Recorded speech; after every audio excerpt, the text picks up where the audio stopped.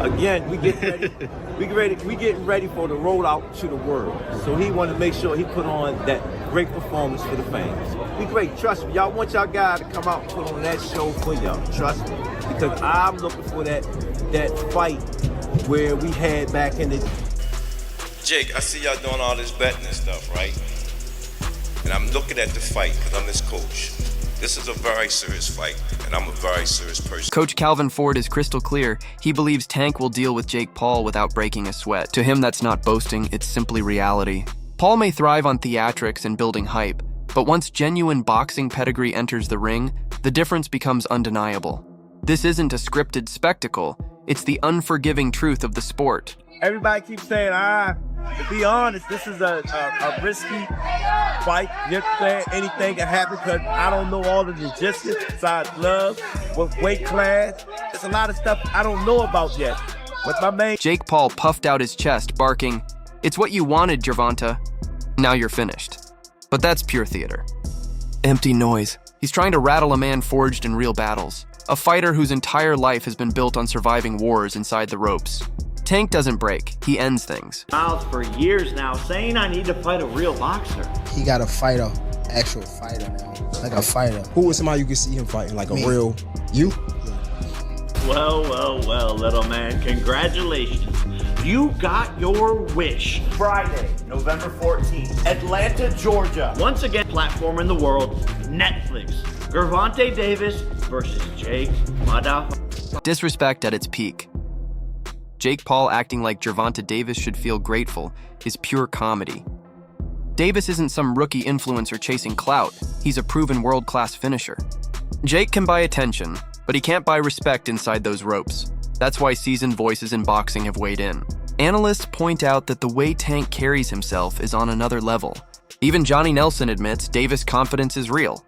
That aura isn't staged, it's forged through blood, sweat, and victories.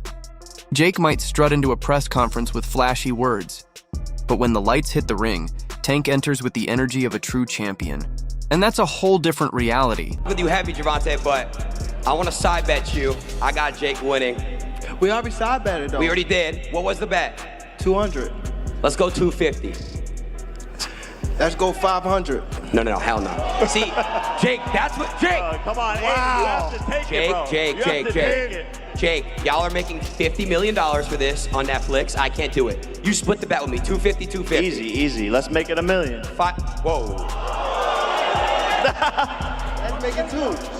Jake. Let's make it 2. $1 million total. Yeah. Shake on it. Jake, $1 million. 2 mil? 2 mil? 2 mil. Let's do it. Right here, too. When veterans like Duke McKenzie warned Jake Paul could get seriously hurt, that says it all.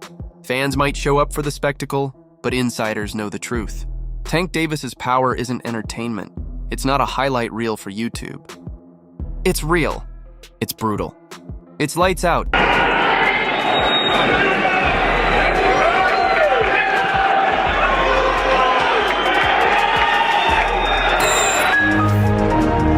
And then came Shakur Stevenson. He didn't hold back. His answer? Simple. No way. Nope. That blunt dismissal speaks volumes. To world champions, Jake Paul is in danger. He's a mismatch. Tank Davis won't just beat him. He'll make it look easy. And that's the nightmare Jake Paul can't escape. That's what probably surprised, probably what surprised me more than anything was the confidence that he had. He was getting it with me. You know, I was world champion at that point. And this young man came in and he really... Spencer Oliver nailed it. Sure, the size gap makes this matchup look bizarre. But here's the twist. Those extra inches and pounds don't matter when the skill gap is a canyon. In boxing, it's talent that separates men from pretenders. Doesn't it? Well, of course it does. It does add to it, and people will tune in to see Jake Paul get sparked. But you know, we just hope. I don't want him to get seriously hurt, and that's my real worry, my real fear for the man is that he gets seriously hurt. Frank Warren kept it simple. Tank's a proven puncher. We've seen him drop world-class fighters under the brightest lights.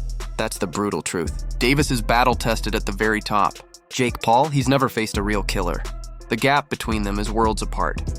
I can see Tank just outboxing him and making it real easy. Is there any way you could, any realistic or legitimate way in your mind you could see Jake Paul winning a fight against Tank? No. No way. Nope. Johnny Nelson cuts straight through the smoke. Jake Paul is at best a decent domestic-level fighter. Going the distance with Tommy Fury isn't a badge of honor. It's proof of the gap between influencer boxing and elite competition.